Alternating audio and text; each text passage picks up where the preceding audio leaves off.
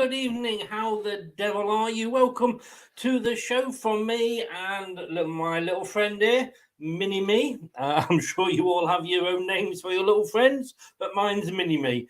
It's what my wife called it when we first got together, and it kind of stuck. Hey, it's question time. It's Friday. It's 9 o'clock. This is the show where you set the agenda, you ask the questions, and we just argue over them. It's Leicester Till I Die TV. Good It's evening. time! Strap yourself in, because we're set up, switched on, and ready to go. You are watching and listening to Chris and Leicester Till I Die TV on YouTube and your favourite podcasts.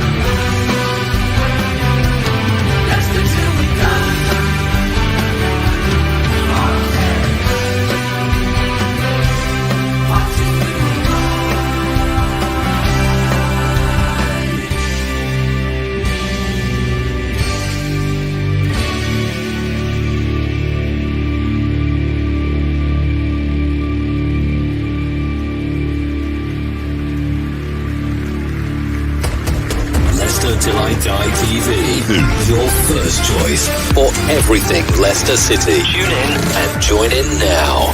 And now, here's your host. Right, Chris. All right there, how we are doing, how are we doing, I should say. Well, I hope it's the start of the weekend.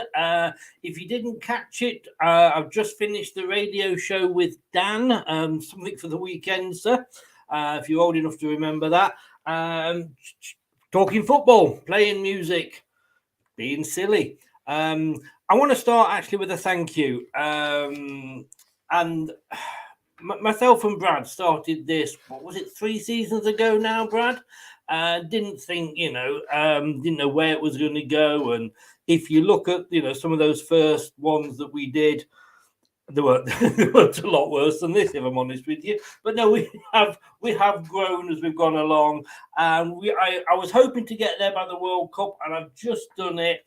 We're not the biggest, we're not the best. We're just here to have fun. But we've just hit the 1,500 subscribers. So thank you so very, very much, everybody, for subscribing. It's been great. We've enjoyed it. I think I've enjoyed it. Have you enjoyed it, Brad? Yeah, I have. I can't believe 3 years. I think it's about 3 seasons. Yeah, It's got to have been. I can't remember, and I can't remember if it was Blackburn or Birmingham. I know it's one of them, and we always confused Blackburn friendly post-match. Was it? Yeah, we did that pre-season, weren't it? We wanted to do that as a start before, so we could get into the season stuff. And great effort, mate. You've done fantastic. Show ideas and all the effort you put in. So very much well earned, and I'm just happy to have been a part of the journey, mate. You were there with me at the start, and I've no doubt you will be there with me at the end, which might not be too far off after last night's show. Let's bring him in, not the gentleman from last night's show, because hopefully this one's going to be sober. Dave, good evening. How are you? All right. You joke, sir. Do you remember I think it was Terry Wogan when he interviewed Oliver Reed. And Oliver Reed was absolutely Well, didn't he do George Best as well? He did do, yes, he did, George. It must have been Terry Wogan, but last night, love him to bits, Elton Wellesby, you know the name. You're kidding. And he always does the Everton shows with me. And he was a bit late. He was 45 minutes late. He made Brad look like a good timekeeper, and he'd fallen asleep because he's got this flu that's going round. And he said, I'm just having a hot toddy to keep me going. I think he'd had more than the odd hot toddy, to be honest with you. He was like, he came in, he had 5 minutes before the show ended, and that was it. And I have to say, he made an impression. impression. Wow. But, Yeah, I wasn't around. Well, congratulations on your 3 seasons, boys. Cheers. 1,500 subscribers. Brilliant stuff. Yeah, Well thank done. you very much. I feel humbled. Well, like I say, we're not the biggest, we're not the best, but we just have fun, and that's what it's all about, you know. And if you've heard any of the radio shows that I'm trying to do, you'll know we're not the best. Terry, good evening, Terry. He's in already. He's going to start with the first question. What is that hanging from Brad's ceiling? I don't think. Is he mistletoe? Oh, I know what he means. Some animal rights activists probably won't be happy, but it's just a fly catcher. Oh, well, that's kind of killed the show before we even start. Yeah. Colonel's in. Good evening, Colonel. He said, "There again, it's a fly trap. It's a puppet." Again, oh God, I'm really going back in the into the archive. Welcome, Brad. Welcome, Dave. As you always know, this is question time. You guys in the chat set the agenda. We can't really drag the fly trap out much longer. So we always start with a question. So I'll start it off, and then, like I say, please ask questions in the chat for discussion, and we will do our best not to fall out arguing over it. But what I want to start by saying, I'll come on to Dave to the left. So I'll come to Dave first. James Maddison and England is in the provisional 55-man squad. Is he? If he doesn't make the final squad, and we don't know, it seems unlikely at this point, but, you know, Gareth, I like Gareth. When he first got the job, I thought he'd done well, and he came and said, I'm going to pick players that are on form. And he did for about 10 games, and it all went out the window. But James Maddison has actually got an Irish grandparent. So my question here is, should players, if they're not going to get into their, you know, national team, and maybe, you know, he's just come along and we've got a lot of players in that position, should they consider, you know, James Maddison consider playing for Ireland? Matt Elliott played for Scotland, Wes Morgan played for Jamaica. Not if you ask Harry Redknapp. Yeah. Sorry? Harry Redknapp was infamously, when Leicester were on the way or won the title, he turned around and said, I can't believe Wes Morgan hasn't got picked for England. Oh, yeah. And someone has to tell him that he's got about 30 caps for Jamaica, mate. Yeah. I mean, Dave, what do you think? Should he... You confused me with saying Harry, you see. Sorry. But Dave, should these players... I mean, would you blame Maddison if you went and went, well, I'm going to go and play for Ireland? Well, Southgate's not going to be there for much longer for a start. I didn't know the squad had been named. I keep being told it has. No, it's been leaked, apparently, hasn't it? Yeah. It's a provisional 55 that you will then have to cut down to 33, whatever it is, you know. So it's been leaked, although it's not officially announced. What's going on in this world now? And I think he should stick it out, because Southgate won't be there for the next tournament, I'm pretty sure. And most of the managers in the country will pick Maddison. So, you know, and I think he'll pick him in the squad. I think he's got to. He's the best player. He's the most on form and quality player in that position at the moment. You know that, I know that, Brad probably, we all know that. But sometimes managers don't particularly like a player for whatever reason. And I don't think it's the casino gate from last time he wasn't picked, because Southgate was kind of okay about that. But Brad, you know, we've seen sometimes these flair players. Glenn Hoddle probably didn't get enough caps for his talent. Frank Worthington, Keith Weller playing for the wrong club. But, you know, could you blame Maddison if he went to Ireland? No, at the end of the day, represent the country. Got a bloodline to it. It's a country of option that you could represent. You know, we're very infamous with the recent ones of Grealish and Declan Rice, but we've also lost a lot of talent that have gone elsewhere. Same sort of scenario, you could argue, in terms of out of favour. I know people criticise him because he can go missing at games, but Zaha, turned down the Ivory Coast. I think Hudson-Odoi is not officially declared for his other nation. I forget which one it is now. Apologies, but we're going to lose him as an outright option. You know, there was a German lad who could have played for us and had played in our under-19 system, had only played in the lower youth of Germany, and he's now committed to Germany. Turned away. So England's not the glamorous thing. I think we're a bit biased with memorable eras, Jack, because we've always been biased when we pick our players from. You've just named a few there. We've always been biased in how we pick our players, and it's not right. But the last time we probably had a non-biased manager is when they're not English and they're imported, because it's not something that's patriotic to them. To them, it's, no, I want my best talents picked. And all right, they weren't the best of managers, but they probably picked more on form than where they were. Well, Letizier's another one, isn't he? Yeah. Oh, totally. Yeah, You know. I think you're right. I think the only person I can remember doing the right thing was Joe Mercer, and he was only caretaker. Sam Allardyce for one game before he got kicked out, and he still blames them for that because technically he didn't do anything wrong in terms of the law. And you just wonder if that was someone else like Southgate. I don't think they would have A, stitched him up that way, and B, if they had, they'd have let it slide probably. Because unfortunately, we have a very big stigma around us when it comes to national managers, and that is every time someone's appointed, after a week, we've seen with Southgate, it's he's a yes man.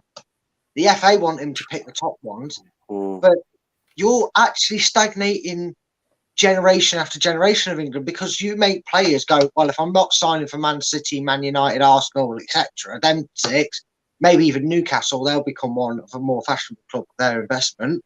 But unless you're growing up, raising through their youth, if you've got a second choice in nationality, it's going to become more of a trend to look at their, like James Maddison Cup of Ireland, and look at, you know, Egypt or wherever their half or whatever they can go to, and take that option. That's why some players already have, because they want to play international football. It's a passion of players. Jack Charlton made the most of that, didn't he? English manager, Irish club with English players in it, and they did really well. Craig Levine came over here and made us what my dad called Leicester with the amount of Scottish talent he signed. Yeah. So we know it at club level, don't we? I think Maddison should stick it out. I think he's good enough for England. We all do. But, say, Southgate's on the way out. You can tell. The last few tournaments have been embarrassing.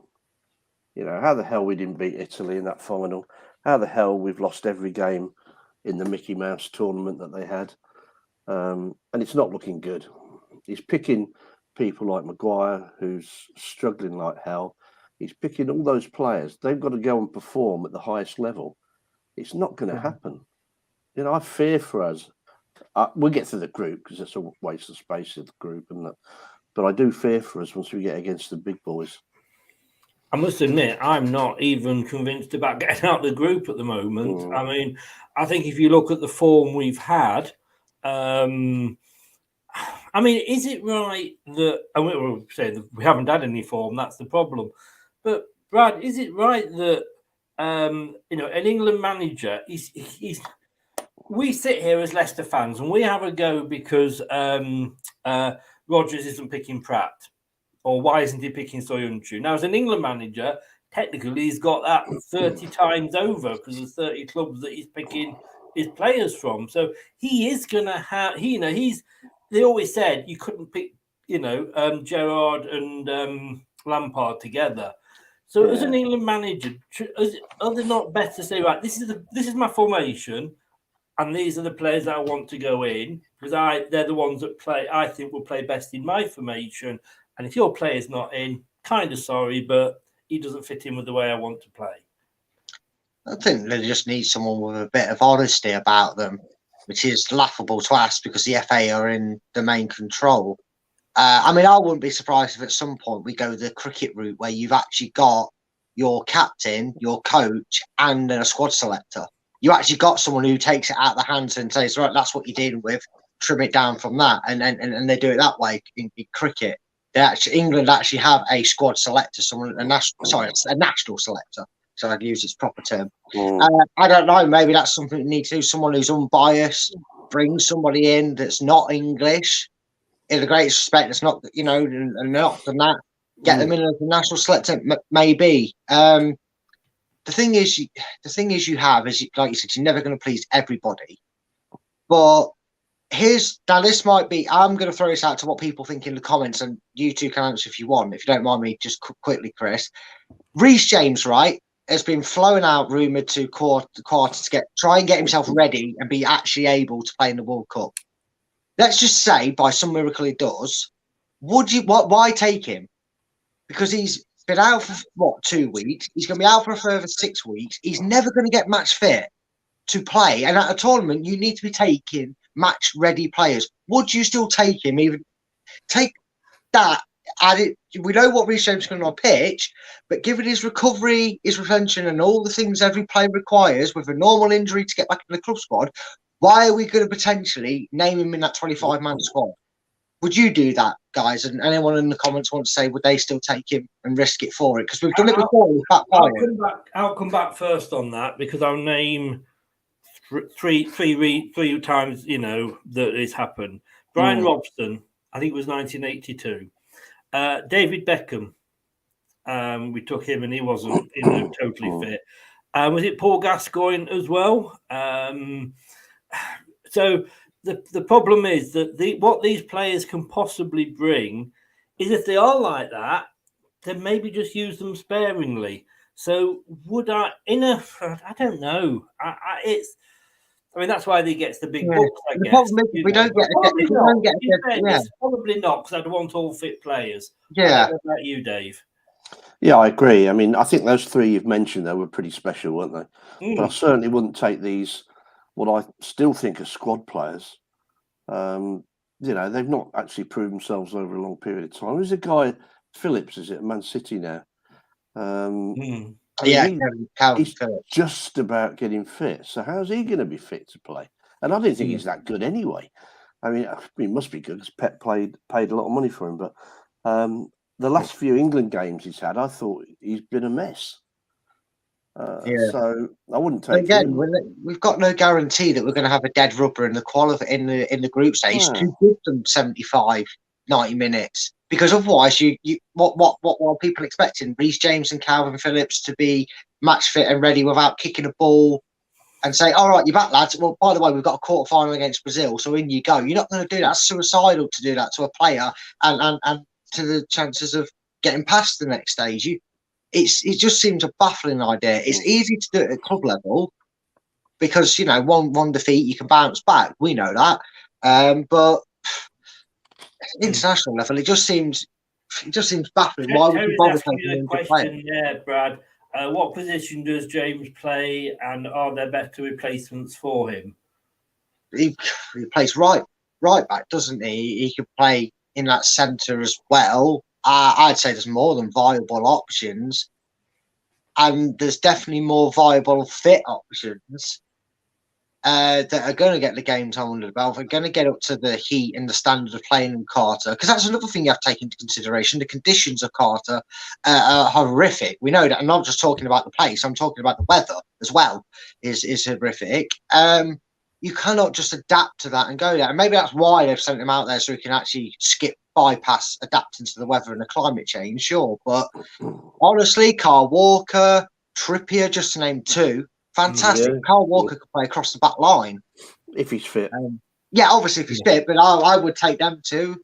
Where does Ben White? Ben White plays central, doesn't he? But he's a full-back, isn't he? I think he's injured. Yeah, I think he started out there. Yeah. Is he not injured? I don't know. Terry says the only one I remember is Alf Ramsey dropped Greaves for the last stage of the World Cup. That wasn't a bad decision, though, Terry, in fairness, was it? That wasn't a bad decision at all. I'll tell you what, Chris, it was at the time. Cool, was it at the time? Well, yes, it was, because obviously we won it, didn't we? So yeah, but it was a bad decision at the time, I'll tell you. It was controversial. I think for once I can probably say I'm too young to actually remember.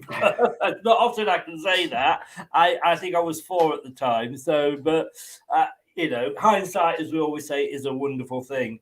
But guys, look, I don't know how any manager, and having said that you don't take any player that's injured, but how does any manager take a player that is not playing regularly for his club over somebody who's playing regularly for the club?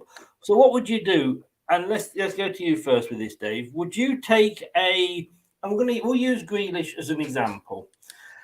Grealish, who might be the better player, I'm saying might here, but isn't getting played regularly, or Maddison, who is almost as good as him, but is playing week in, week out. Well, surely you take the player that's playing week in, week out, don't you? Actually, with those two, I'd take them both, because both have the ability to make something happen. But it goes beyond that, doesn't it? There's so many. I mean, you look at people out of form. Alexander-Arnold, is he back? He's been having a trouble with Liverpool, hasn't he? Where, I mean, Phil Neville tore him apart a few weeks ago. And this was our main English fullback. I don't know. I just think there's so many negatives in that squad that could be, with injuries, lack of form. We're going to struggle. I'd take Maddison and Grealish, definitely, though. That is, you can never accuse Dave of sitting on the fence, can you? So I'll put the question to you then, Brad, is do you take a player who's potentially better but not playing regularly for his club, or do you take the player that's almost as good but is playing week in, week out? If you can't take them both, let me have that bit for you. You can't take them both. Right. This is I can't kind of twist Dave's answer and kind of use my own words for it.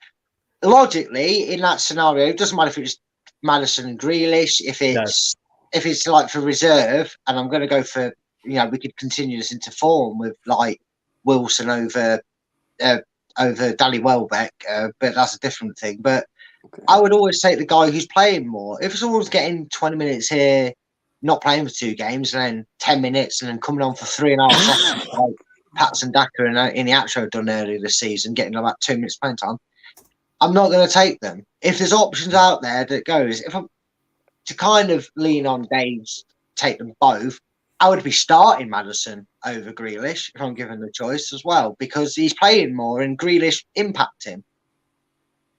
Yeah.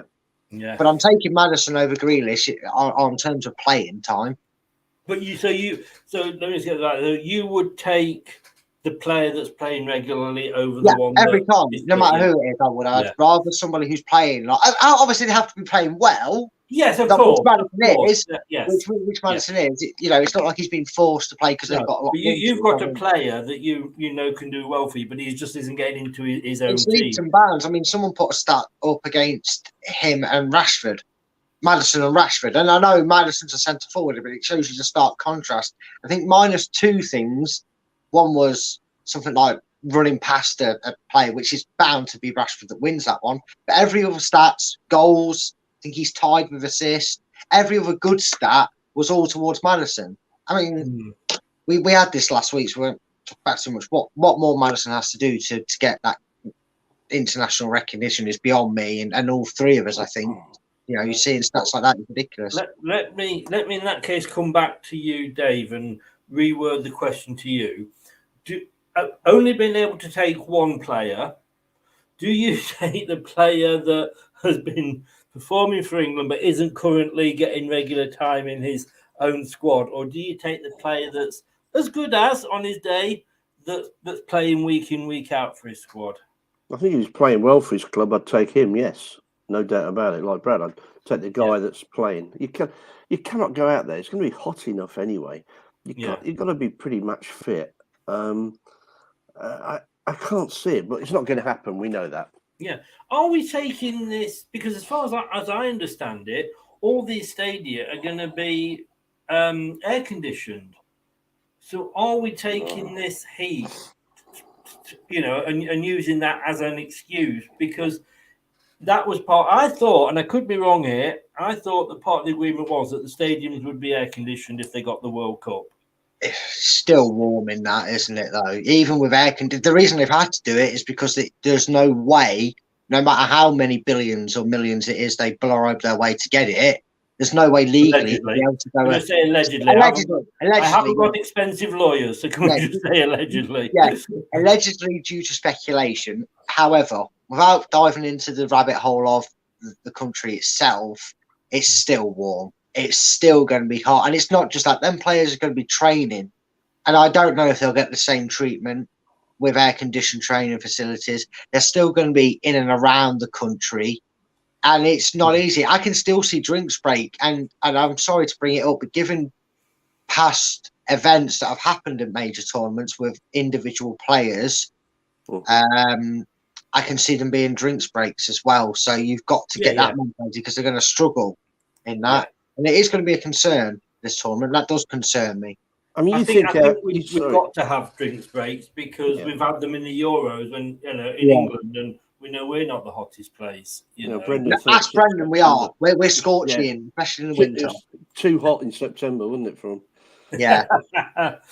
Guys, if you're in the chat and you want to ask a question, doesn't have to be Leicester related, but if it is, for the better. But just anything we can do, you want us to discuss, not necessarily give you the answer because it's all about opinions, but get your questions in the chat. So I'm going to go on because we haven't got any questions at the moment. I'm going to go on to the second one. I'm going to come to you first with this, Brad, because I put a tweet out earlier and you went harsh. And that was the sacking of Lydia Bedford, the Leicester City women's manager. Yeah, I'm absolutely. But we were calling for Rodgers to go, and he hadn't done as bad as that, if you like. No, but the expectations are a lot different. It's complete contrast. Lydia came in at desperate need. We were probably fortunate, to the greatest respect of them, that it was Birmingham City that were second bottom at that point because they only had 1 point. But this is harsh because they played well. They were really unfortunate to not draw the game at Everton.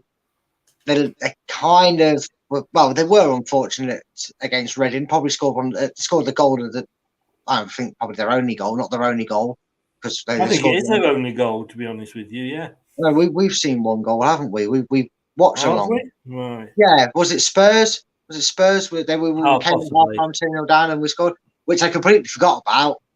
Anyway, the goal was really good. They looked good. They'd been very narrowly beaten. I know Brighton had 3 points, but they've got to play 22 games. I thought it was extremely harsh. Given the objective, Chris, is to finish 11th this season. Let's not kid ourselves. This squad probably propelled itself to the Women's Super League quicker than they expected. Kind of like Leicester, if you will, with expectations of getting European football. The plan was 5 years. We did it in 5. So probably a few years ahead of schedule. She signs a deal, and then what? We're 6 games in. That doesn't sit right with me because unless she's had a falling out and something's gone wrong backstage that we don't know about, and I'm all open for that if someone can tell me something different. But it just seems a bit weird because what was she doing that wasn't any different than what she managed last season? Winning. Well, she only did that. She only did that twice and got a couple of goals. I think the problem was that this followed. Reading were 1 place above us. We were 12th. They were 11th on goal difference. And they played 1 game left. And as I'd actually said to Maisie on the WSL show on Monday nights, that we needed to win that game. Yeah, it would have been ideal, and again, we should have taken something from it, like we should have done the Everton game, and maybe a wonder goal taken off. We could have got something from Spurs. I mean, like I said, me and you have done 2-3 watch-alongs. Yeah, but the Man City, the Villa, and the Spurs one we've done, and they've been really unfortunate. There were some very bright things that happened in the game. It's not like.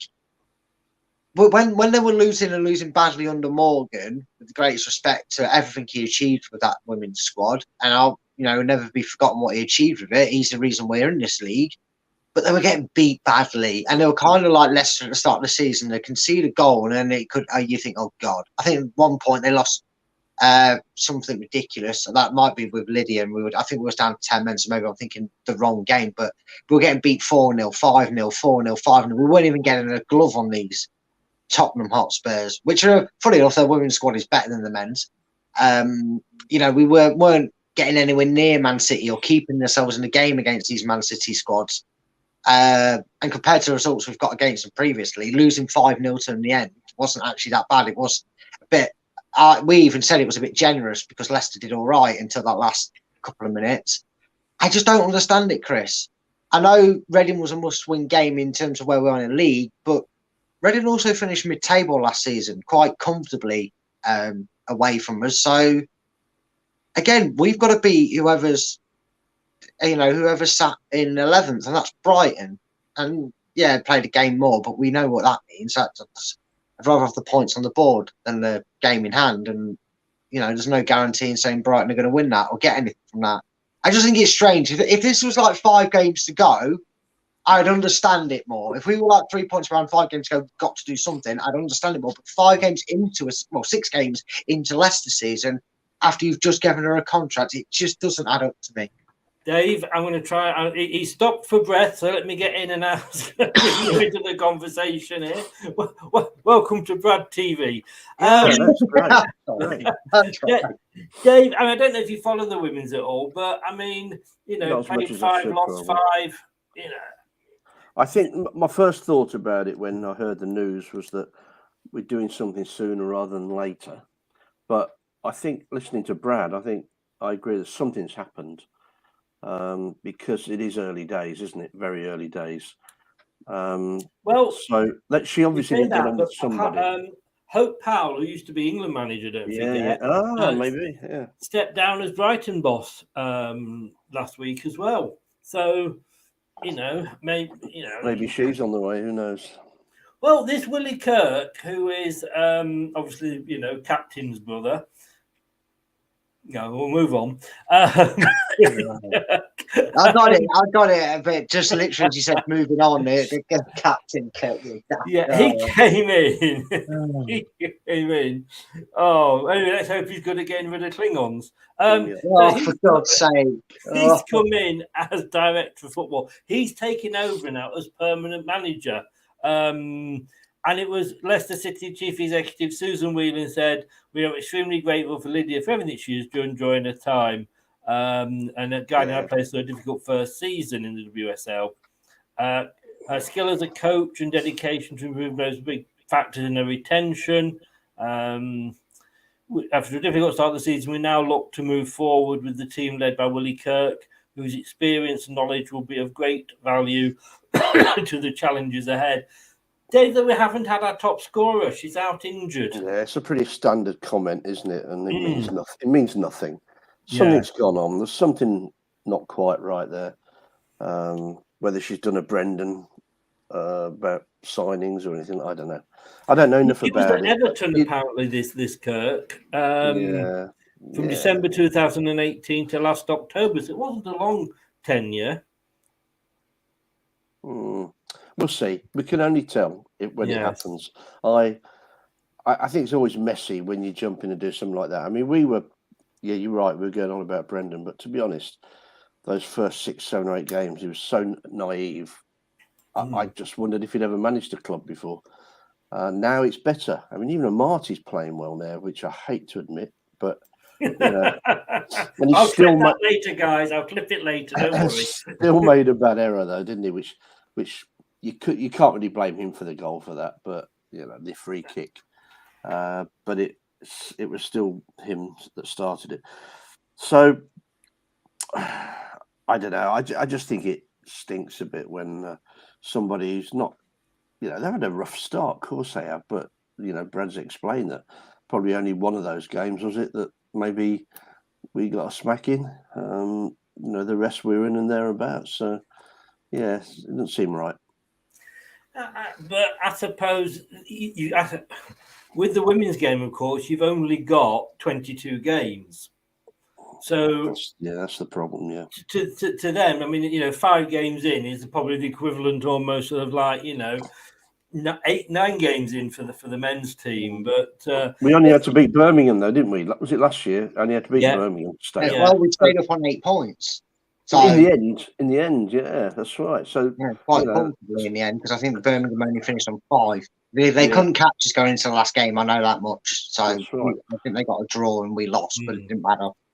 I mean, they do say that you only stay up if there's a team worse than you, and that was never ever more evident, obvious than it was with Birmingham last season. They were awful. I mean, my question is, if you're sacking her because the dip in form once we got them 8 points, because we did have a few harrowing results. I'm not going to lie. I know one game I think we lost 12-0 to Chelsea or something drastic like that, but we were down to 10 men after a minute, 10 players after a minute. But if it's on a results basis, with the greatest respect, why the hell have we still got our under-23s manager in charge? Because they get smashed about every week. I don't know how they're doing against Crystal Palace tonight. I dare ask. They're getting beat 5-0, 6-0. They played Bradford in the Cup, got beat. They played Liverpool, got beat. Playing everyone, they get beat. Why is he still in charge of the under-23s? He's developing for the men's generation. I mean, Leicester all inclusive, but in terms of what we mainly focus on and we grew up on, why are we letting under-23s coach let our under-23s get smacked to pieces? Why is he not getting the sack, or at least getting told you've got to turn it around? Why is she getting dismissed?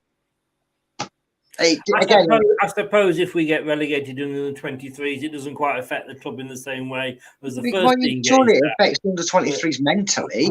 Yeah. Well, yeah, possibly. But at the moment, I mean, I know we had this problem, Dave, last season with FFP, and that didn't allow us to go out and spend the money or bring players in during the summer. One of the things that helped us with FFP was the fact that we bought the women's team. If you go out and buy the women's team, it allows you a certain amount off. And I don't know the full details when it comes to FFP. And that's why suddenly you've got all these clubs going out and buying the women's teams. Now, whether that changes if they get relegated to the Championship or not, I don't know. But maybe that's something they're looking at with the financial situation we are in. And they're saying we can't afford to have that team go down. Yeah, I don't know. But also, doesn't it affect the under-23s and the youngsters? That helps as well, doesn't it? The more resources we put into that. Isn't there some sort of age thing where, the Jones is very. I know, obviously, having the facilities at Seagrave helps with the FFP as well. All I know was I said that we got a certain allowance, if you like, because we bought the women's team. But. I don't know. I still think that so many times this has happened where there's no real explanation. They just say, "Well, thank you for what you've done. You've worked tirelessly." Well, tell the truth. Tell us what happened, because we don't get it. We really don't understand it. You've worked that hard. You're that good. You're quality. You'll probably get a job later on, but we're sacking you. I think the reason they don't come out and say, well, we sacked this person because this, and this is because they try and leave it on good terms. I think it's more a publicity thing, isn't it? Because like you said, it doesn't really mean anything. It's just, you don't want to be being accused of hindering their career by some, it's like in work, you cannot legally give a bad resume. You can refuse to give one, but you can't give someone a bad resume. I think that's the same with these press conferences. I think that is a total joke, because the idea of giving a reference is exactly. say what they're like. I tell you what, I just had a funny thought, and I hope Ainsley's in because he supports any team that plays in red. Can we just go to full circle with him? Can we just get Nigel Pearson in charge of the Women's Super League? You can tell them they're a bunch of ostriches if they're losing games. I mean, Terry says there, isn't Heskey involved in the women's? Yes. He was. I don't know if he still is, though. I have a feeling he may have moved. He was on I think he was on BT as the Leicester side of things the last time we played on there. Or before, if Man City was on BT, I can't remember, because I watched it totally legally, so I totally know where I watched it. But anyway, he was talking. He was in Leicester's box thing where they do all the broadcasting on level 3. Just thought I'd throw that in because I know where it is. And he actually introduced him as he works alongside the women's, and he's an ambassador for the club. So he does still work there. He's got 2 roles within the club, or his title gives him 2 roles, should I say. So he does still do work there. Yeah. He's head of football development. So, but again, Dave, if he was to be, say, put in charge, he's got no coaching experience. No. You've got Frank Lampard, haven't you, bro? Might be cheaper. Keep him on there for the same wage. I don't know. He could tell them how to be nice to keepers and make sure they don't have everything put past them. Yeah, probably. Okay, let's go. Mike's got a question. First question here. Again, Dave, let's go to you first. He says, if I was going to Qatar to follow England, I would be pooing myself knowing what the country is like. What are your views? Well, I wouldn't have had it there. No, you wouldn't, but it is there. So if you were going there, would you be pooing yourself? I wouldn't go. You should be a politician, Dave. Can I just say? You should be. Have you thought about that? I did once. Yeah, I did it once. Yeah. No, I wouldn't toe the line to the sack me. I wouldn't go. I would not encourage anybody to go. I want it to be a complete flop because I think it's just completely bent all the way through. From the start, from the bidding process, right through for the... I mean, we get these stories. They send out their spin guy to tell us how wonderful it is and everybody will be welcome. You know damn well they won't be. If there's anybody that shouldn't be holding hands or kissing in public, they're out. They're in jail. It'll happen because they just can't help themselves. But and I get what you're saying, and I don't necessarily agree with the politics there. And you could say it's the same as like saying that, you know, the people that have bought Newcastle, you know, you could question where they got the money from. There's a lot of questions all around. And yes, maybe they shouldn't have got it in the first place. You know, we know that. The other argument then, Brad, would be, well, come on, we're spreading the word of football. This is why went to America that time. And I know it's a bit of a daft argument when you think in Mexico have had it 3 times and all this, and Germany have had it twice, but it is expanding it. Now, yes, Terry says there, human rights, and Mike says there, he agrees with you, Dave, but should we not be keeping sport separate from politics? I wish. Yeah, I mean, I wish. If life was that simple, mate, I'd be winning the Super Six and the lottery this weekend, and I'd be retiring in Barbados or somewhere like that. Unfortunately, politics comes hand in hand with football in pretty much every aspect. Only when it suits them, Brad. Oh, yeah, of course, only when it suits them. Sometimes they forget to include governmental things. The biggest problem you have with the country, irrespective of their laws and how they do things, right?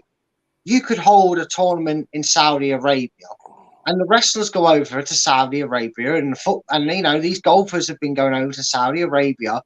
The country's accepting, and they have a leniency, so they take them to places where the laws are a little bit lenient. You always have people forget this. It's like Korea.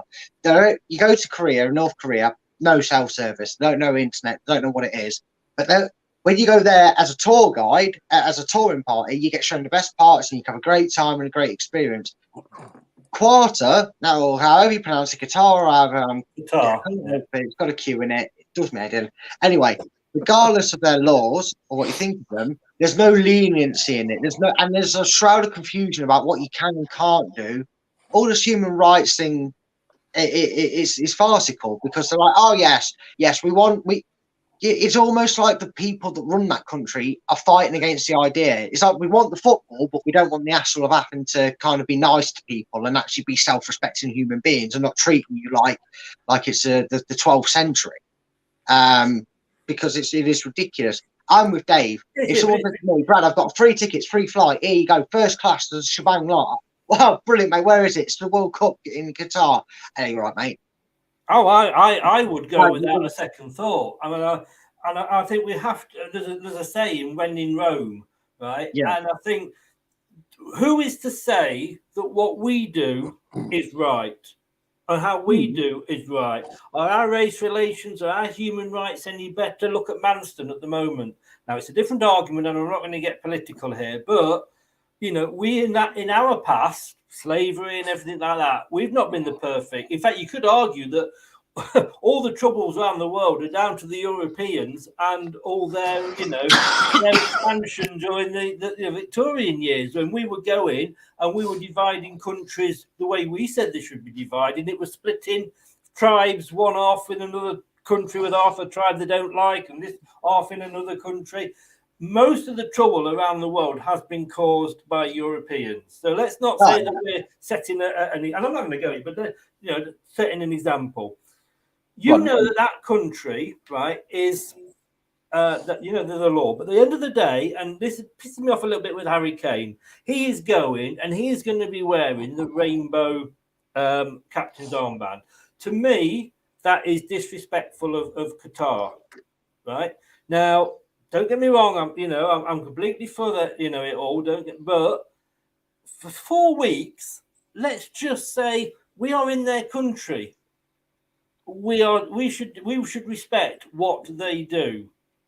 How often do we moan when people come over here and say, "Oh, they're not doing this, shouldn't be doing that in our country," but then we go over there and let's be honest with you. One of the main things people are going to be complaining about probably is the drinking. Oh dear, you've got to go and watch your football club and not get pissed. How are you going to enjoy the game? I just think it's 4 weeks. It's a tournament. Let's enjoy it for what it is. Well, I think if we didn't take the World Cup there, would that suddenly mean that Qatar are going to change? It didn't affect South Africa when we banned the cricket there, did it?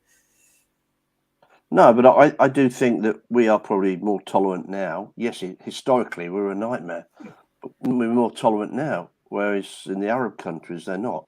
No, but they're still playing catch up. Let's do that. They're third world countries here. That's their excuse. I mean, come on, it doesn't take much to change those rules, does it? They're the richest country in the world, maybe.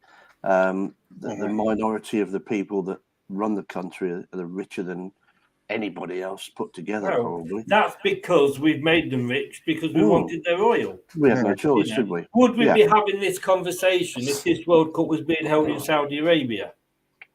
Well, no. We're our best friends and we sell arms and everything too. And well, we would, but the politicians wouldn't, or the footballers. Actually, with Saudi Arabia, interestingly, a lot of people think that. And I only know this because a comedian did a gig out there, and it's obviously over there, it's segregated normally. But that's actually only in the capital. There is actually smaller parts. I'm not saying you could host a World Cup in just the smaller parts, but there is actually parts of these countries, especially Saudi Arabia, the most notable. Again, I only know this because it was said in a documentary, but they actually have relaxed laws. I'm not saying they're perfect. They're not up to they're not keen on the idea, but they are coming round to the changing modern thing. I get what Dave said about it being easier by just change the law, just do it then. The problem is these people have got comfortable in that way of living, and that's how life is, and that's how life's been. And it's not just them, it's their dad, it's their grandparents, it's their great grandparents, etc., etc. The list goes on. That's all they've known, and that's how they've known life to be, especially with their control they have over there of the internet. I mean, someone I watched on YouTube said about Korea to bring them back into it, and he said he showed them a video of Elton John, Rocket Man, and they went, "Oh, this is good. Who's this?" And he was like, "You've never heard of Elton John?" He goes, "No, we're not allowed it here." They don't, it's. But there is certain parts where it's more relaxed, and you can do it better. The biggest gripe I have of it is Quarter isn't a case of it's not like it's not like that one. The guitar players. We'll go with that. I've got a bit of I'm sorry, I see Chris getting angry every time I say it wrong. The country that's holding half of a half. Yeah, nice one, Mike. Well, the World Cup hosts, right? It's not like we all decided as a world that we want to go. It was bribed government bodies. So you can't even say it's a case of you made your bed and lie in it, because it's like, well, we got forced to go there because you went, we took bribes, but no, they're still having it. It's an absolute mess, isn't it? And Mike, what have you started? But as Terry says, they're a healthy debate, so I totally agree, Terry. I mean, we can then, if we want to, we can say, well, okay, we're not going to let the England football team go. We did it with cricket, and it made absolutely no difference. We'll just play ourselves then. They weren't bothered, it didn't suddenly make them. We've put all these sanctions on Russia. That's had a great effect, hasn't it, on him? It's really stopped him in his tracks. It's like saying, to Hitler, if you invade Poland, we're going to stop you. We're not going to send the sausages over to you. I mean, come on, you know what I mean? These countries are different, and we have to, whether we like them or not, you know, you could, you know, people say, oh, you go to Korea, they eat dogs. I went to Hong Kong to see family over there once, and they had dogs hung up in the market, you know, that they were cooking. And you go, oh, but then we eat cows that are sacred to some countries. It's 4 weeks. Can we not, for 4 weeks, if we want to enjoy the football? We have an on-off button. If you don't like it, don't watch it. That's it at the end of the day. I agree 100% it shouldn't be there because of the reasons it's gone there. But I just don't agree mixing sport and politics. And I think Harry Kane, I don't know who he thinks he is in saying that I am going to do this when FIFA have asked him not to, and he knows it's going to cause problems. Then, you know, let's face it, Harry, we're not going to miss you because you don't score till we get to the fucking semi-finals anyway. We're not going to get there. So I think politics and sport, Chris, you just cannot keep them apart. I mean, Lineker, bless him. I mean, he won't shut his mouth about stuff, will he? You've got Gary Neville, who's now probably standing for Labour Member of Parliament at some stage. They can't help it. They can't do it. You know, you just can't separate it. And unfortunately, politics is going to be talked about more than football in this World Cup. So that is a massive reason why it shouldn't happen. Unless I've got to be honest with you, I do not intend watching. I intend watching the match, and I have made myself a promise. I'm not going to watch any of the build-up or the hour before the game or the post-match or half-time. I'm going to have a wee because I don't want to get involved in that. I want to watch what should be the biggest football occasion in the world. Yeah, you're right. Can I just ask one question? That's probably just as important. Thank you. More important, actually, than all this. What's your take on the bounty bars being removed from these selection lists? Oh, don't start me on that. Don't start me on that. No. That is elite chocolates. Take the fucking Mars bars out. No one cares for a Mars bar that big. Get rid of it. I hate bounties. Yeah. Get him off the show, Chris. Get him off the show. The wife said to me today, "How can you hate bounties?" And I can remember these boxes always having bounties left in them. When I was my dad loved bounties. Everybody does now. Everybody who's been on Facebook loves them. I'm getting more stick. But if they're in the tin, Chris, I'm getting more stick on Facebook about the bounty bars than I did about me and Brad having that stuff on Monday. Look, this country at the moment is so woke that we would argue with ourselves in the mirror about something. Hey, don't speak to me about that. I'm still not talking to my mirror. Oh. You lost the argument, did you? That's why it's facing the wall.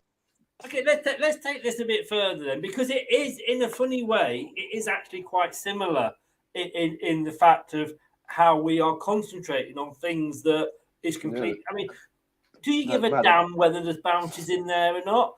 Who last year complained because the 1st of December and the 2nd of December on their advent calendar both had bounty bars in?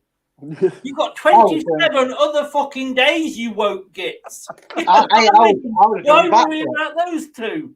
Yeah. Number 4 and go back to that on the 4th day. Do you know what gets me about these celebrations? It is celebrations, right? It's not the heroes and silver one, isn't it? Yeah, right. Celebrations, right?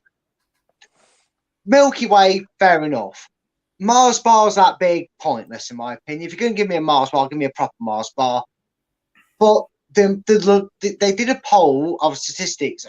Obviously, bounty must have got eliminated before the show began. But it's like proper chocolates that people like in it. You normally get the caramel or the Galaxy or the Maltesers. The Maltesers is probably the most popular one.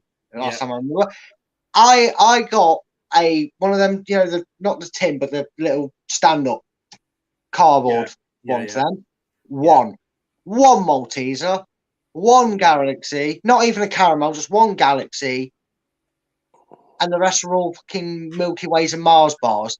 Now, I like Milky Way as much as the best man, but after about 3, you get bored of them. And Mars bars, like I said, I'll stick by it. I'm going to take this a step further now, Dave. I'm going to take your Bounty bars, and I'm going to raise you a toffee penny because they are talking about cutting those out. Why are they taking out all the good shit?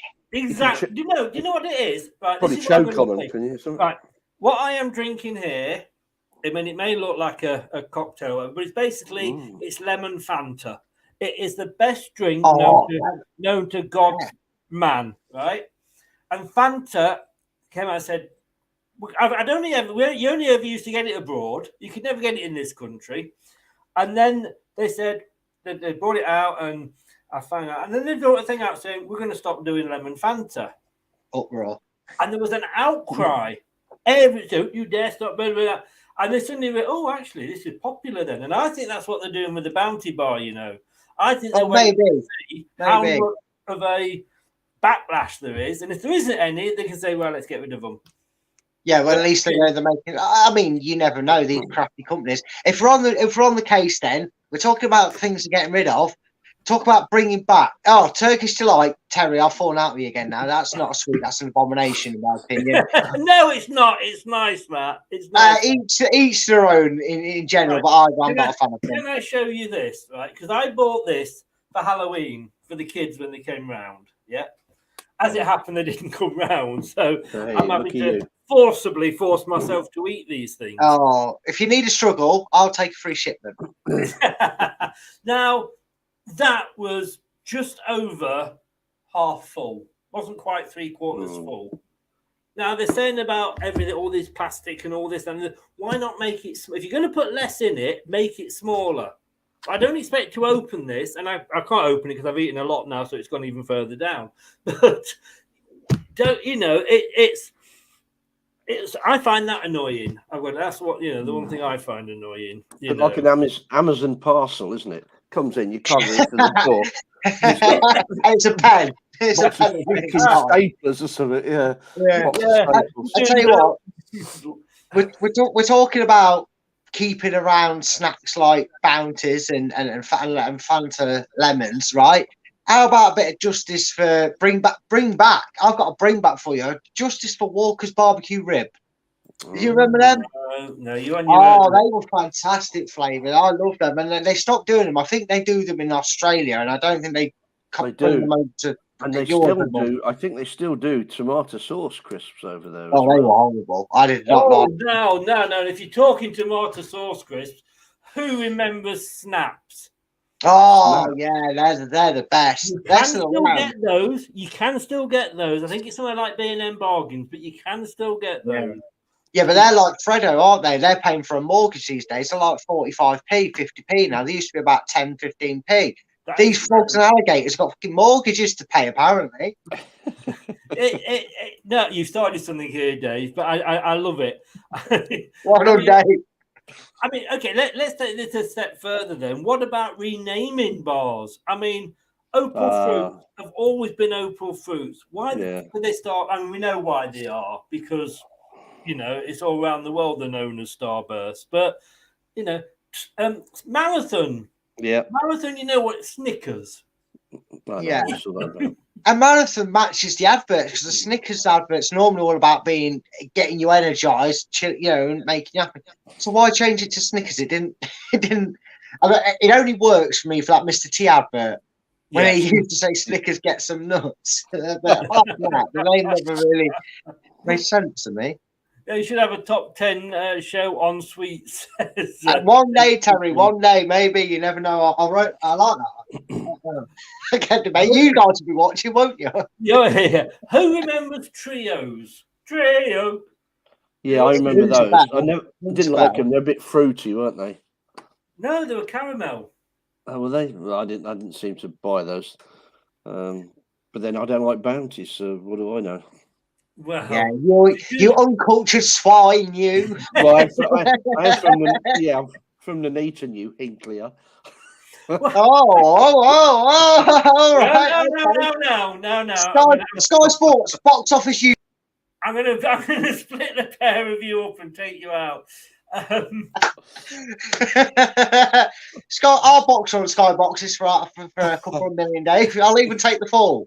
It's all about the A5. If we talk it right, let's talk what the worst I love it. I love these shows that just go off on a totally different scale here. I'm loving it. But if we're talking bounties that we don't like, if you don't like bounties, they're the ones that they do always seem to be the ones that are left. What about coffee creams? Oh. Yeah. No. Coffee and coconut. I can't be doing with.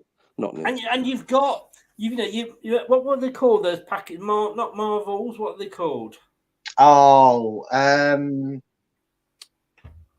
Poppets. You want about them, or you want about the ones where they could be in the box?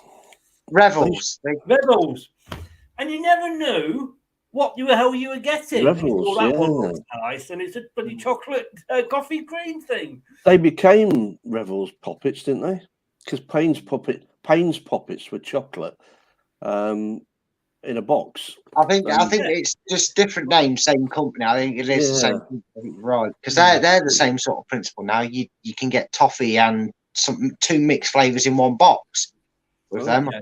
I believe, or you could get them. I don't Who remembers Flake Snow?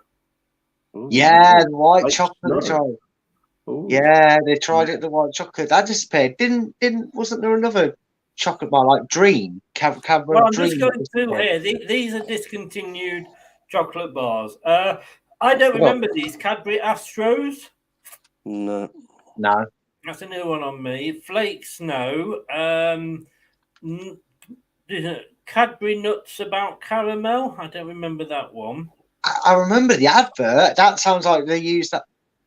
But no, go on. No. You're thinking of the one with the sexy rabbit, aren't you? I can't believe I said that. Probably. We'll get onto some deviant art people commenting if we mention. You remember? Come on, Dave. Help me out here. You remember it? I don't remember a sexy rabbit. No, don't do it. We're being recorded, Dave. This is how they speak to Sam Allardyce. I know. One second. 1 second here. You guys are going to drop me in it. What was it called? Cadbury's Caramel. Yeah, I remember the caramel one. Yeah, that's the first one that went away from Dairy Milk. Yeah. I tell you what, you're talking not knockoff versions, right, but similar tasting, similar style. I prefer Ripples over Flakes. Ooh. I don't know about you, but that chocolate just melts, I feel. You've had a Ripple? I bought a Flake because of the advert. Sorry. That sounded better. I know how that sounded, but I mean that's a question you can ask if you want personally. But in terms of chocolate bars, you also had another Ripple. They are. I'm taking this to a whole new level, haven't I? I sunk the bar of this show from that standard. You have. I didn't think it could go any lower. But I still think we should have changed the brought two strikers on after 50 minutes. There we go. Yeah. There we go. The sexy bunny from the Cadbury's Caramel Bar. Well, Chris, to be honest, I don't really find that particularly sexy, but That's whatever. not what you told me the other night off camera. No, he was saying his nickname for it is Sexy Bunny. That's what he was saying. You were at it like rabbits. I'm not sure. It was a different rabbit to that. Cadbury Dream, creamy white chocolate. Yeah, Yeah, I think that might have been the one that I was thinking of that got discontinued. Oh, I don't remember this. Mars Delight. I know, I remember that. That was weird. That tasted very weird. I can't believe they stopped this. Mind you, having said that, if I loved it that much, why am I still looking for it? Cadbury's Time Out. Oh, that was a biscuit, wasn't it?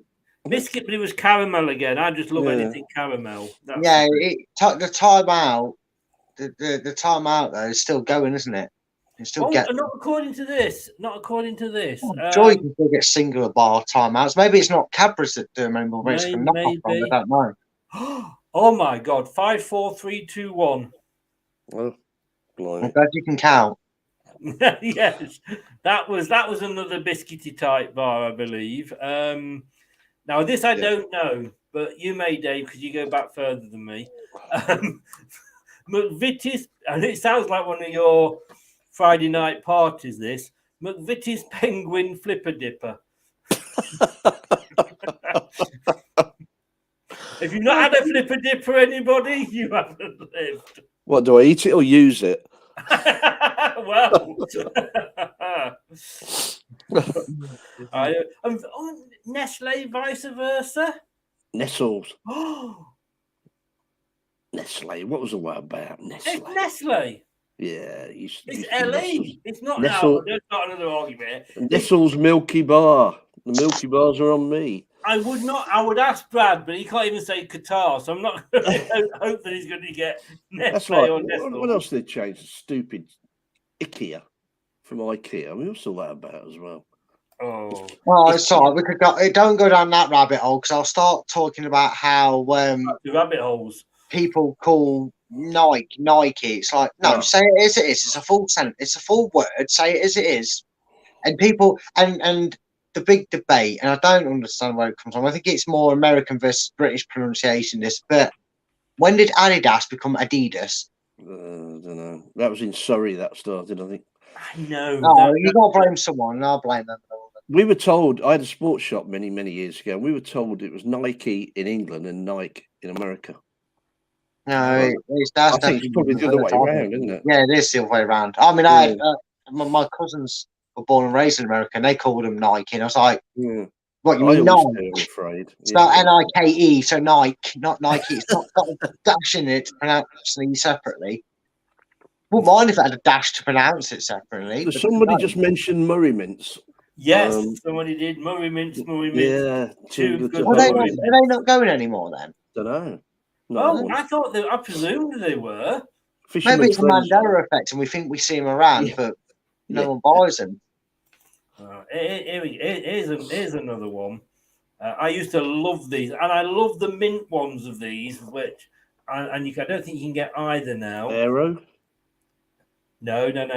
I think you still get that. Let me just share the screen again. Mint online sweets, is it? Let me have a look. Could make a quiz out of this, Brad. hey, the quiz man's down here. I can leave the quiz. Oh, hello. Toffo. Yeah, Toffos, yeah. I do remember them. Wagon wheels, Terry, are they still not going? Not the same size. I believe they are. I think you see more of the blue packeted one, which is, I guess, that's been strawberry. I think that's the only difference between them. But the red one's faded out a bit. I think the blue one became quite popular. But bite size. Don't see them as much. I will be honest. They used to fill a shelf with them when they first really exploded, but now, maybe it's just. Can I just say as well, Dave? You said you're the one that started this conversation. Your bloody bounty bars. You ask for questions, for random one question, Tom. Next week, folks, make sure you're here. We're talking about toilet brands. Are you an Andrex or not? That'll be a shit show, won't it? Yeah. I'll tell you what, we won't do it because you know the numbers for it will just be piss poor. Just my toilet humour. Do you think so? Toffos were the same as Rolos. They had a circular thing, didn't they? Are they different? Were just a circular toffee. Yeah. Rolos were toffees. Pennies, weren't they? What were toffos then? Yeah. Toffee. It is something as well that I don't know what I don't like the change in them, and they have changed. I know you can still get the original one, giving away the name there, but Werther's originals, you notice they've got different ways of doing it. I don't like them. The hard candy ones for me, that's the only Werther's I like. The soft ones, just it's not nice. I love Werther's originals, but they've shrunk. Yeah, well, so is everything you buy. Yeah, what £1 of these cost me, and I've got more air than crisps. I still say it's Nestle. Terry's Pyramint. Is that Terry? Is that Terry in the chat? Is that his favourite sweet? Just saying, or... To be honest with you, Terry's not. He's eaten so many chocolate oranges, that I'm worried he's going to be sectioned. Yeah, it's like my brother Jacob. He's had so many crackers in his life. Yeah. The worst thing about that is one of my brothers is actually called Jacob, and I always say that to him. Oh, now then, what about Mars Planets? Does anybody remember Mars Planets? No. Were they like were they in a bag?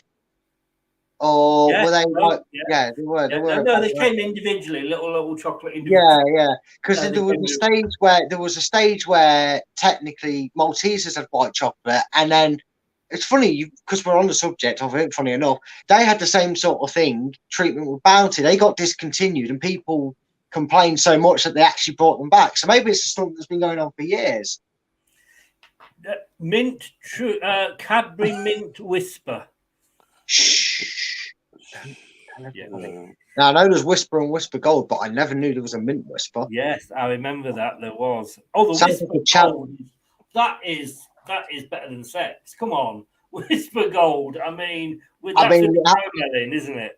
I like the chocolate, but it has to go. I'll have to go a lot longer than what I am going through at the moment on a dry spell to think it's sex. Is this true, Dave?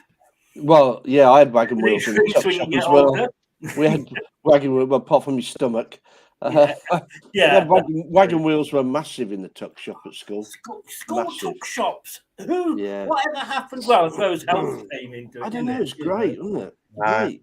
I remember the post office down the road from my nan. It used to literally have all the 1p, 2 penny sweets all at the front. You'd have a bag, and I would hand you a bag and let you fill it up, and then he used to count it. And they were the days. Now they've stayed true to how they were for as long as possible. But even they don't do them anymore. Yeah. It's just not.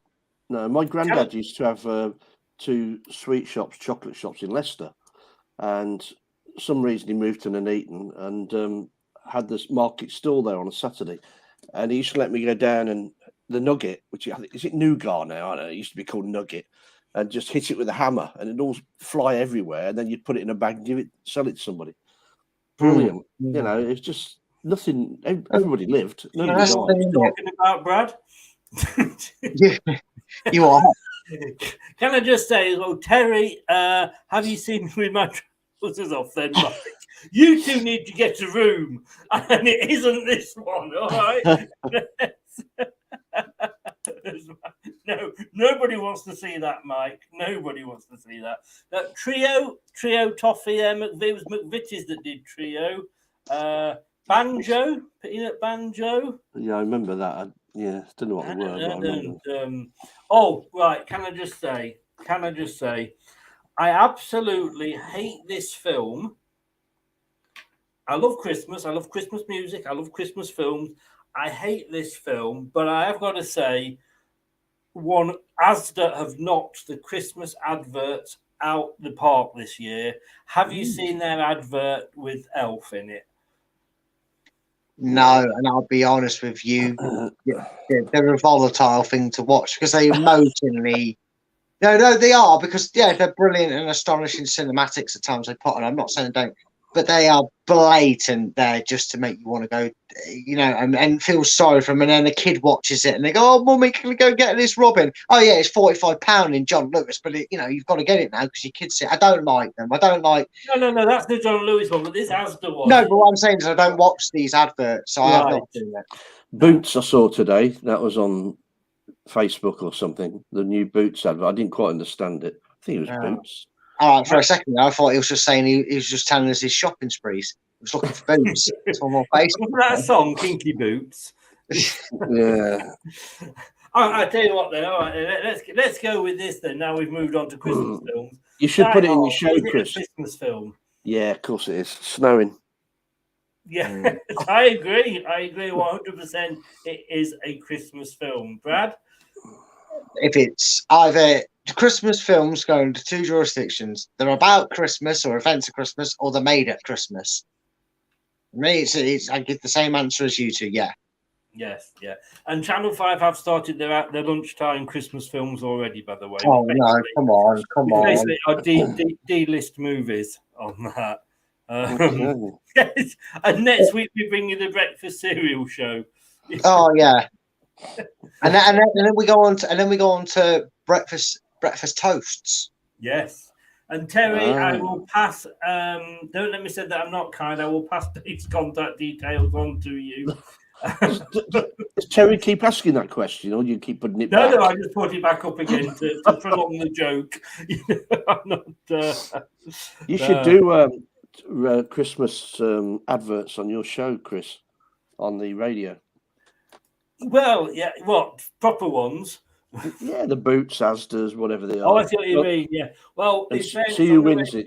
shows, and if you're watching the radio show, it's mixcloud.com/LTID radio. Seeing as Dave mentioned it, from the December, it's going to be just Christmas music throughout December. Might even start it last week of November yet. I don't know. Yeah. I don't know. Be Too really soon not for to. Christmas? There we go. There's the next question. Yeah, I think it's the holiday of December for a reason. The Advent calendar and the countdown makes us celebrate Christmas for 25 days realistically. So guess what? It starts on the 1st, it ends on the 25th. That's Christmas, in my opinion. Boxing Day is just an excuse to go out and recall your hair as a dog from Christmas Day for most people. And for the football, usually. Yeah. Boxing Day, It's become a bit of a Newcastle, isn't it? tradition. It's ironic that we don't even actually still partake in having some boxing on Boxing Day because it is literally formed around the sport. But yeah, Christmas is December. It's not November. It's Boxing certainly Day, not fucking October. they used to open the presents. They used to open the boxes. That's why it's Boxing Yeah. Day. Yeah. Well, they also used to have no, but I mean they used to have boxing on the Oh no, event of the day as well. British wrestling. They should bring that back. Oh yeah, go on. Big Yeah, Daddy, Giant Haystacks, Mick McManus. Oh, look at this WWE shit that you watch, Brad. Yeah, I know, right?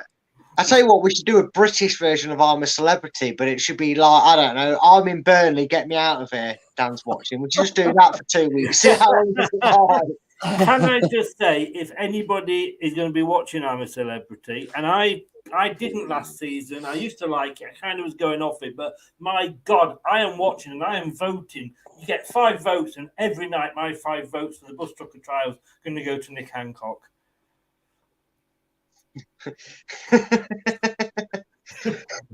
I tell you what, I haven't watched it in years. It was one of them that I think, like Big Brother and shows like that. The thing is that they run their course and then it's just recycling the same thing. And they've changed how they do things because people have feelings and they've got offended by certain things being on screen. It's the bus trucker trial, the kangaroo testicles.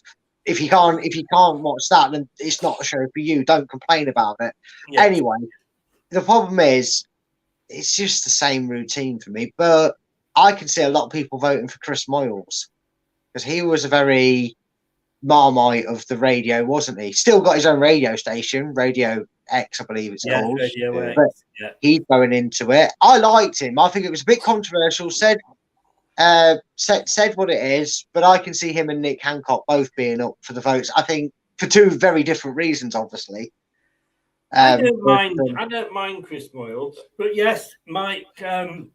It's got to be done. It has to be. You get 5 free ones if you download the app. It's sad, I know that information, but there we go. Just accept it. You get 5 free votes every night. We did last year. If you download the app and get those votes in for Hancock, he's getting £400,000 for being on that show. Don't vote him out. Keep him in as long as you can, and keep voting for him to do the Bush Tucker trials. Yeah, I tell you what, at least that does the app. At least that app actually includes something towards the show.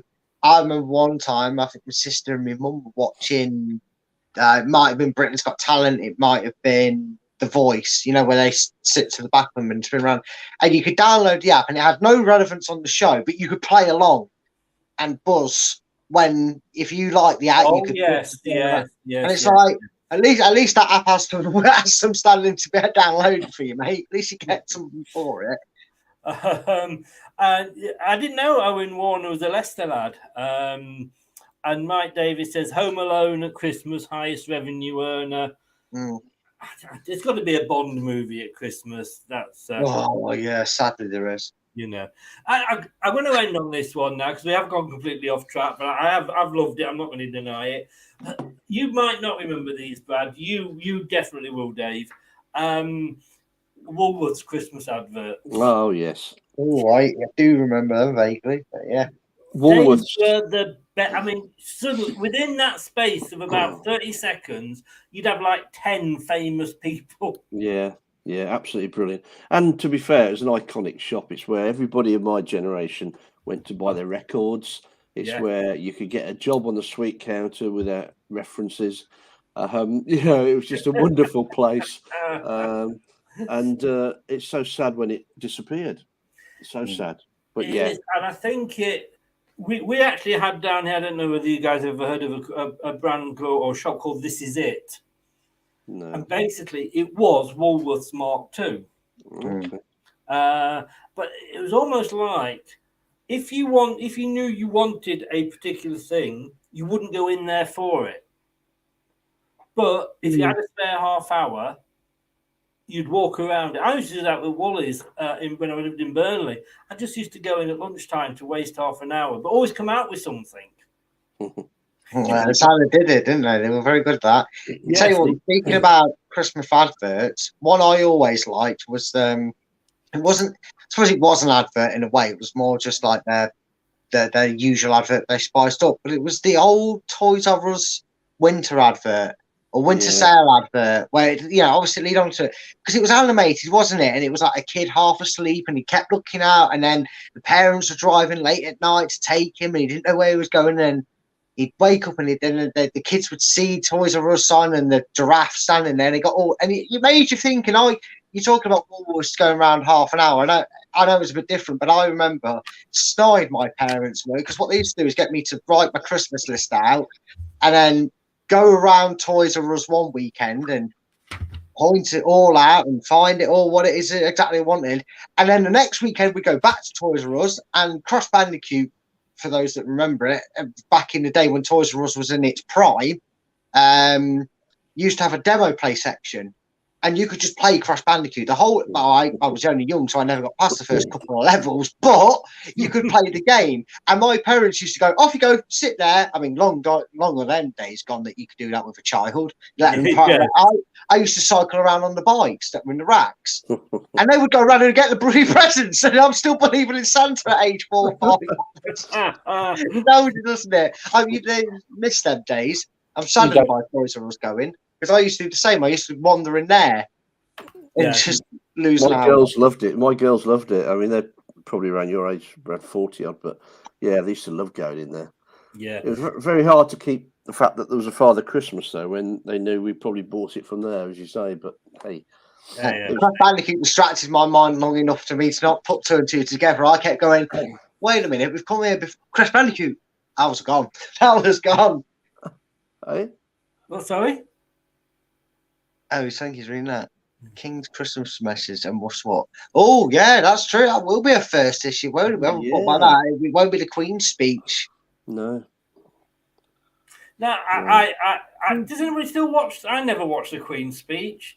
I think I used to because it was on at 3 o'clock on every single channel. You couldn't avoid it. Yeah. But now it's at 5 o'clock on one, it's 3 o'clock on the other, 4 o'clock on here, then Channel 4 have the alternative. And I think it's just kind of taken the shine off it a little bit. And also, they tell you what it's about beforehand now, so that's taking the shine off everything. Yeah. Like the World Cup squad. Everybody seems to know who's going and who isn't, and who's in the 50 or whatever. Yeah, exactly. Well, talking of the World Cup, and we're gonna end it there. So, I mean, first of all, thank you very, very much, Dave. You're welcome. For coming on, and you're going to be joining us on. Well, you're going to for one show. I think or two shows possibly. Monday nights we're going to be looking back at the Premier League with Lou. So you're going to join us at 7 o'clock on Mondays. Yep. Brad, you are going to be with us on Saturday night for the post-match show. Yeah, when Brendan Rodgers probably, hopefully doesn't get schooled by this manager and comes back with a 5-0 victory against Everton. Hopefully we'll talk about like that. Well, I'm just going to give... It's not often that I sort of build myself up, but let me just...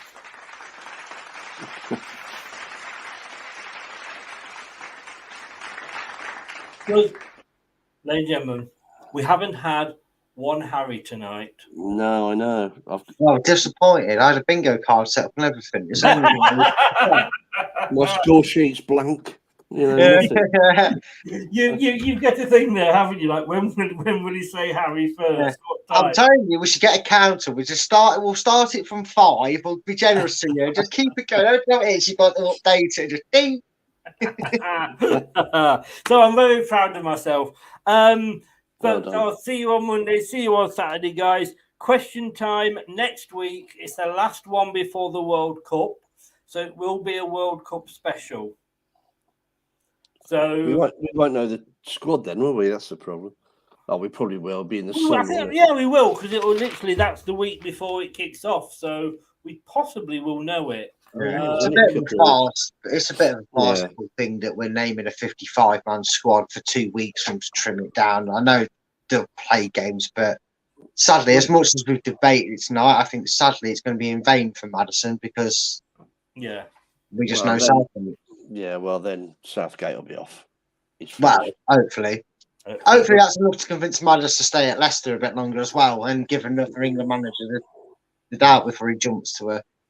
So you two guys have a think about it, because I want to put together our all-time 11 World Cup team. Wow.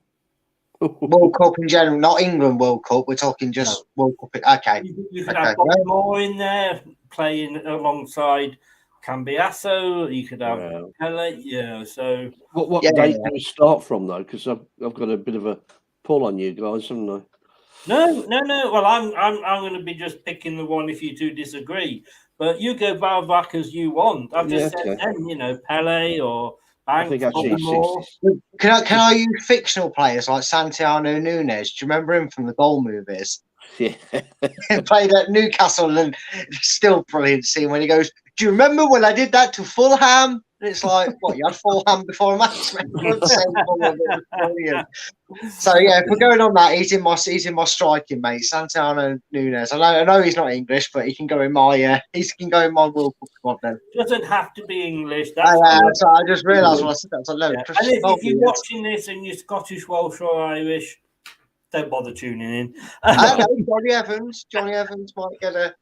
Well, you never know. People might know that if they checked out mine yesterday. They'll know why I had a chuckle at that. This could take me all week. That's going to be amazing.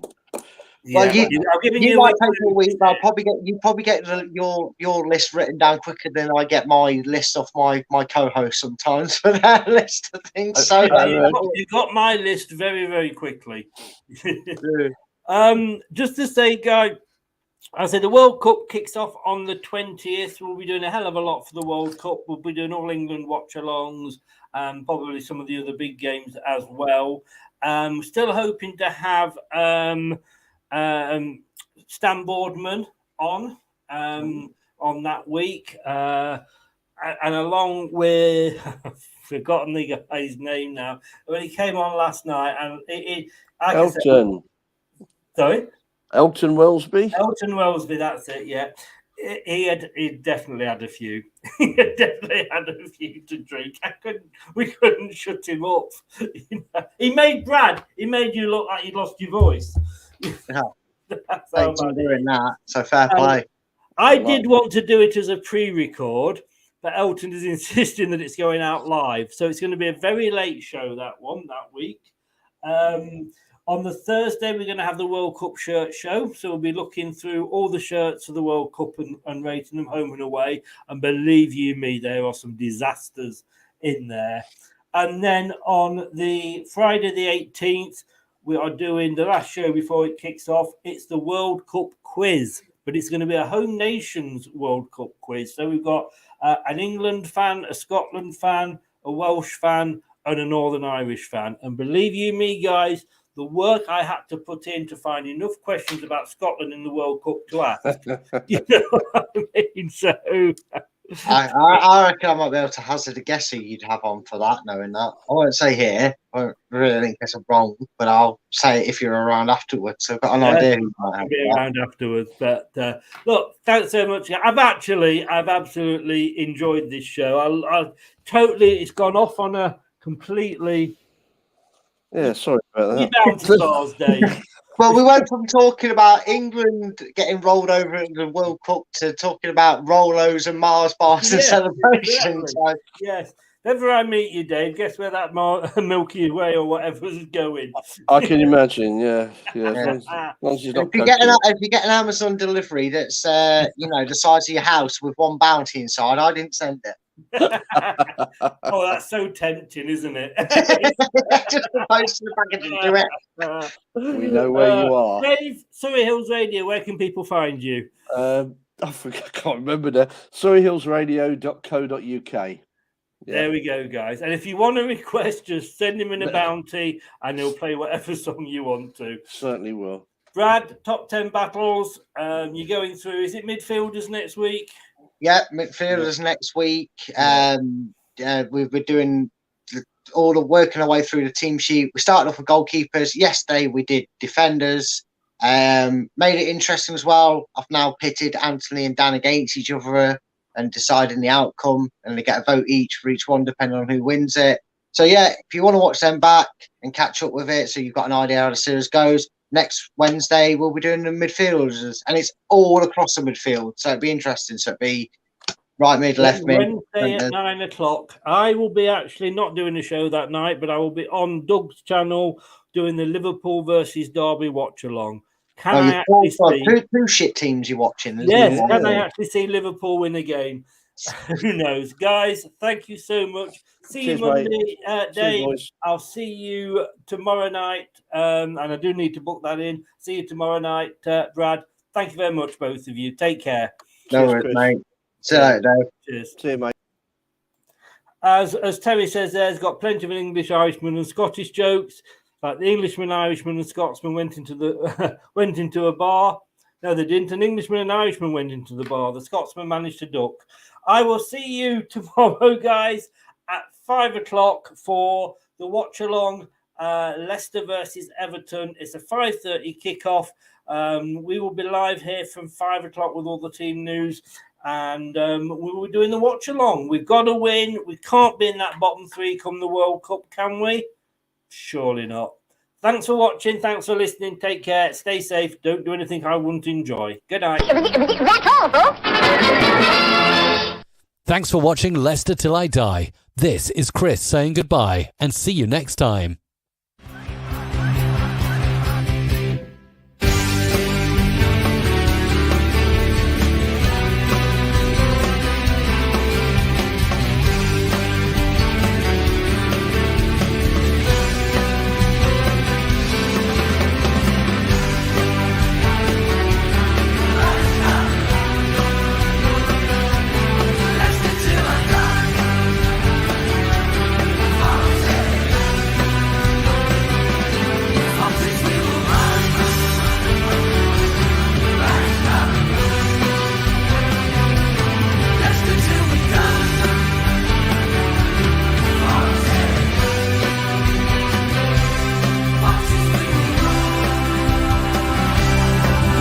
Thanks for watching.